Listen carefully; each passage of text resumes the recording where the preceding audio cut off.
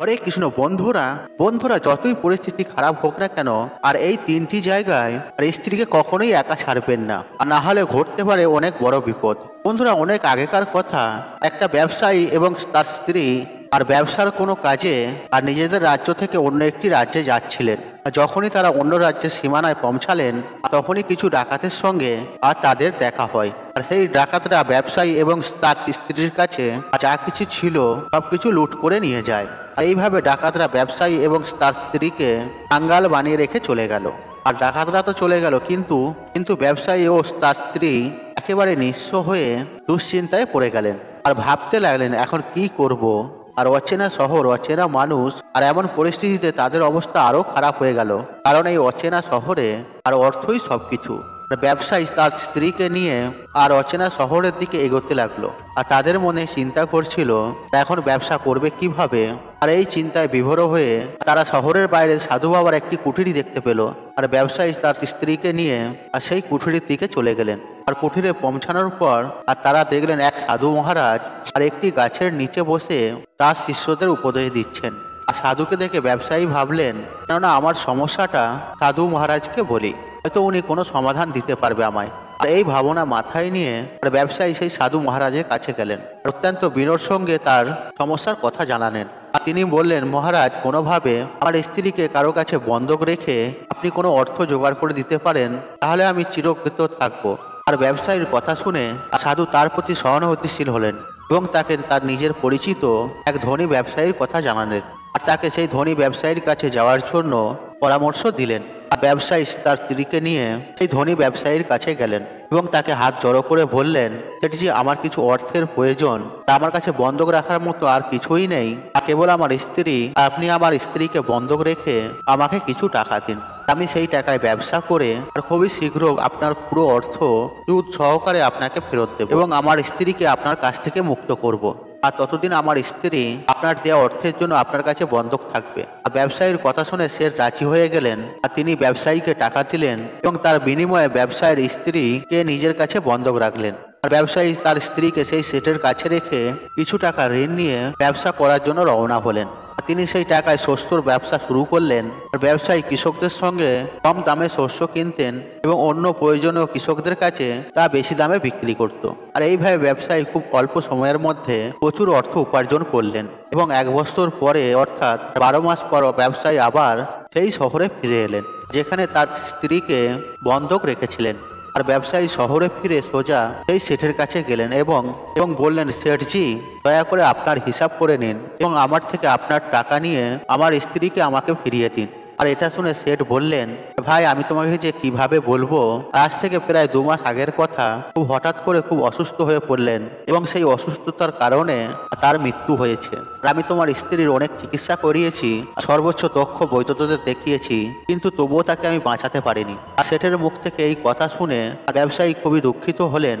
আর কিছুক্ষণ শোক করে আর নিজেকে সামলে নিয়ে তিনি বললেন, শেঠজি, যা হওয়ার ছিল তা তো হয়েই গেছে, হয়তো আমার ভাগ্যে এমনটাই লেখা ছিল, তবুও দয়া করে আপনি আপনার টাকা নিয়ে নিন, যাতে অন্তত আমার এই সন্তুষ্ট হয় যে আমি আবার ঋণ শোধ করেছি এবং আমার স্ত্রীকে বন্ধক রাখার লজ্জাতে নিজেকে মুক্ত করতে পেরেছি। আর ব্যবসায়ীর কথা শুনে শেঠ বললেন, না ভাই, এখন আমি তোমার থেকে সেই টাকা কিভাবে নিতে পারি? আর তোমার স্ত্রী তো আর নেই, আর আমি সেই টাকার দাবি আর করতে পারি না।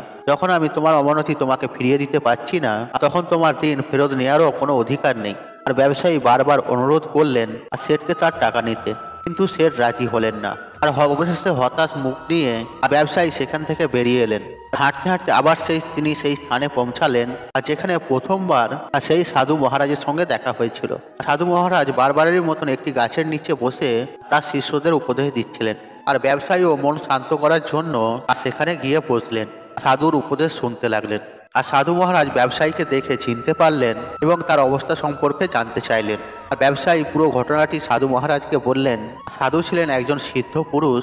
আর ব্যবসায়ীর কথা শুনে সাধু মহারাজ, ভাই, শেঠ তোমার সঙ্গে প্রতারণা করেছে, আর তোমার স্ত্রী অবশ্যই জীবিত আছে, হয়তো সে তার বাড়িতে তাকে কোথাও লুকিয়ে রেখেছে অথবা নিজের কোনো পরিচিতর কাছে দূরে কোথাও পাঠিয়ে দিয়েছে।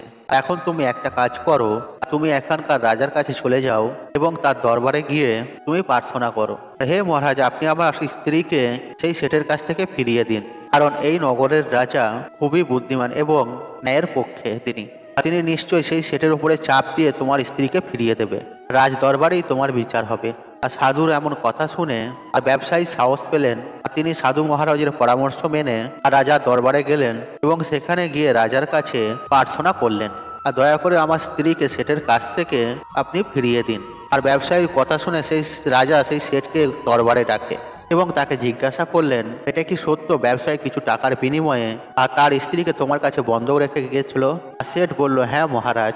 আর ব্যবসায়ীদের কথা একদম সত্য। রাজা সেই সেটকে বলল, কেন তুমি তার স্ত্রীকে ফেরত দিচ্ছ না?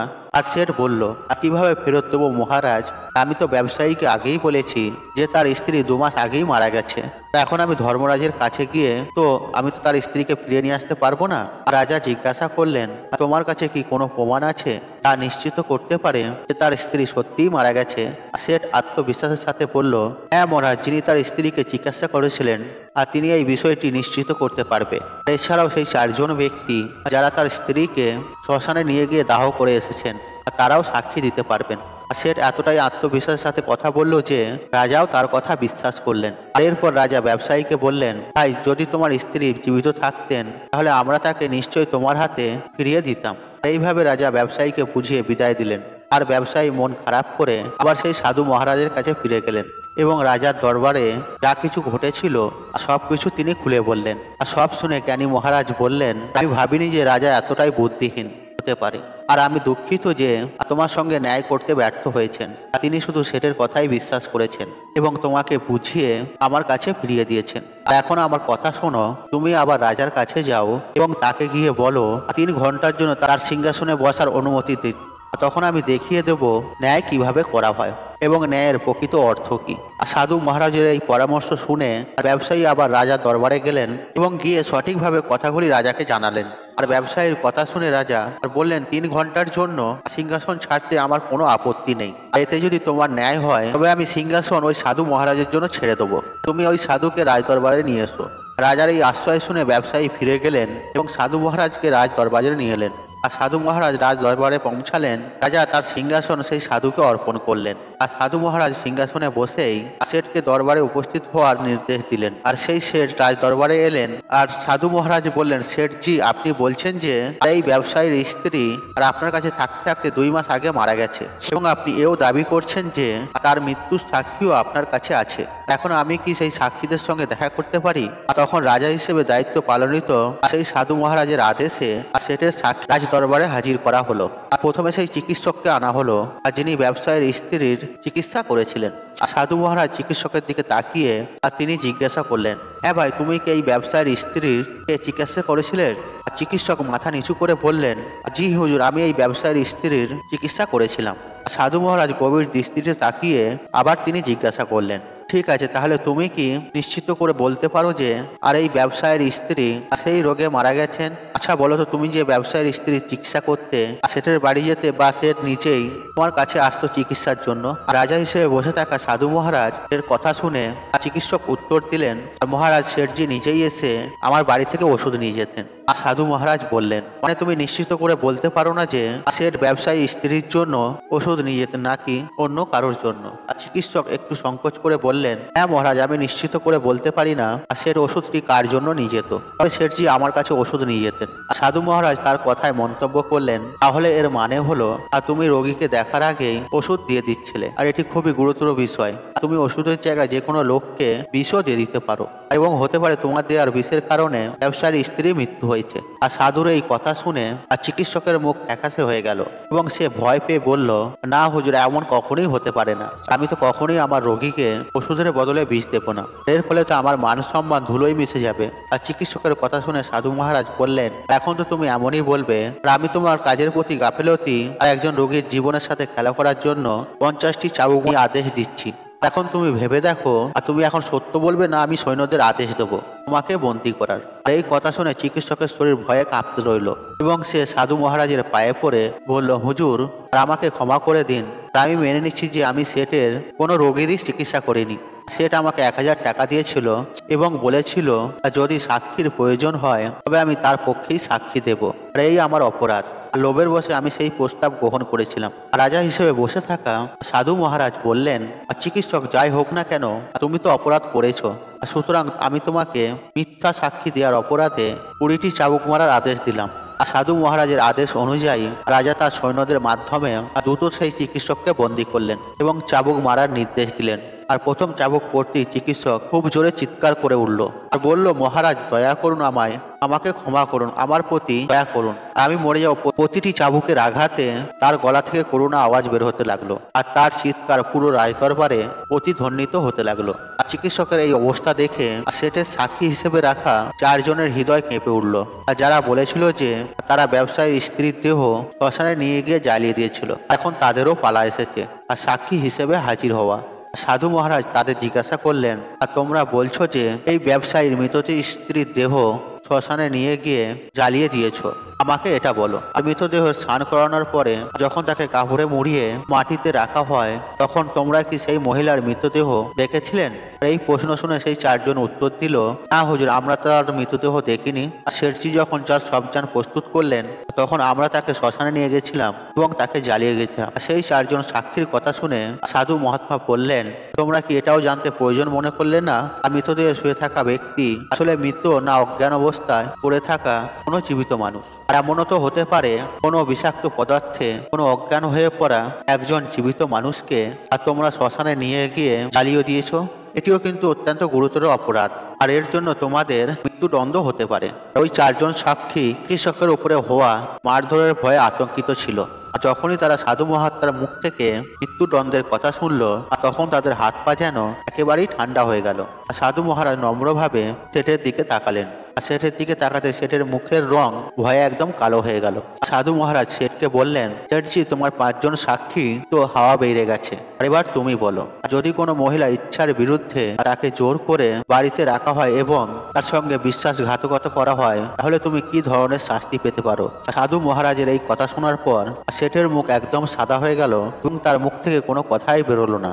রাজা হয়ে বসে থাকা সাধু মহারাজ বললেন, শেঠ, আমি তোমাকে 10 বছর কঠোর কারাগারের শাস্তি দেব, তবে এখনো সময় আছে। আর তুমি যদি চাও তাহলে তুমি এই ব্যবসায়ীর স্ত্রীকে এক্ষুনি দরবারে নিয়ে এসো। আর শাস্তির ভয় পেয়ে শেঠ দ্রুত তার সেবকদের বাড়িতে পাঠালো এবং তাদের মাধ্যমে ব্যবসায়ীর স্ত্রীকে দরবারে নিয়ে আসা হলো। আর সাধু মহারাজ শেঠের কাছ থেকে আর ব্যবসায়ীর স্ত্রীকে নিয়ে ব্যবসায়ীকে ফিরিয়ে দিলেন এবং শেঠকে মিথ্যা সাক্ষী দেওয়ার অপরাধে 5 মাসের জন্য কারাগারে শাস্তি দিলেন।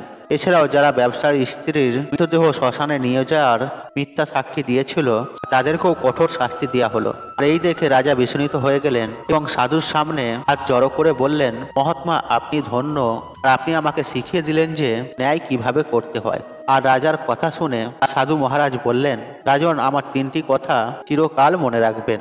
কখনোই 3টি জায়গায় কখনোই আপনার স্ত্রীকে একা ছাড়বেন না। এখন আমি সেই 3টি জায়গার বিষয়ে আপনাকে জানাচ্ছি। কেউ যদি এই 3টি জায়গায় তার স্ত্রীকে একা ছাড়েন তাহলে পরে তাকে অনেক আফসোস করতে হয়। আর প্রথম স্থান হলো, আর যদি তোমার স্ত্রী কোনো রোগে আক্রান্ত হয় এবং অসুস্থ হয়ে পড়েন তবে সেই অবস্থায় কখনোই একা রেখে চলে যেও না।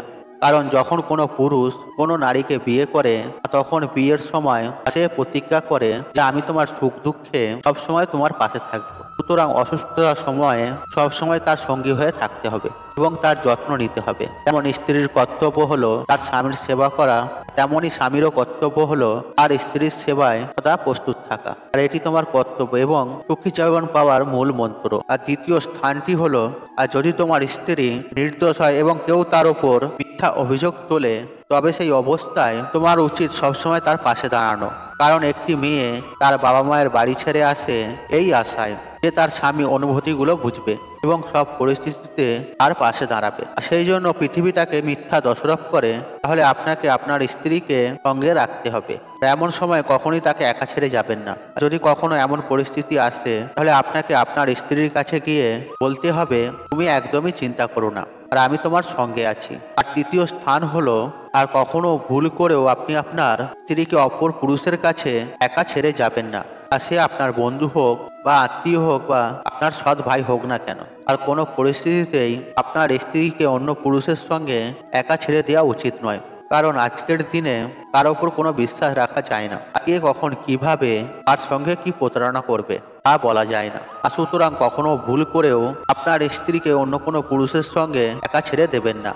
বন্ধুরা, আশা করছি এই প্রাচীন গল্পটি আপনাদের ভালো লাগলো। তাহলে ভিডিওতে একটি লাইক করুন, একটি কমেন্ট করুন, একটি শেয়ার করুন। তো বন্ধু বান্ধব আত্মীয়জনদের সাথে শেয়ার অবশ্যই করুন। মনে রাখবেন আপনার একটি শেয়ার অনেক মানুষকে উপকৃত করে তুলতে পারে। আর আপনি যদি আমার চ্যানেলে নতুন হয়ে থাকেন তাহলে চ্যানেলটি সাবস্ক্রাইব করুন, পাশে থাকুন অন রাখুন। কারণ নিত্য নতুন ভিডিও সবার আগে দেখার জন্য। ঈশ্বর আপনার মঙ্গল করুক, আপনি সুস্থ থাকুন, নিরোগ থাকুন, আপনার দিন মঙ্গলময়। হরে কৃষ্ণ কৃষ্ণ কৃষ্ণ হরে হরে।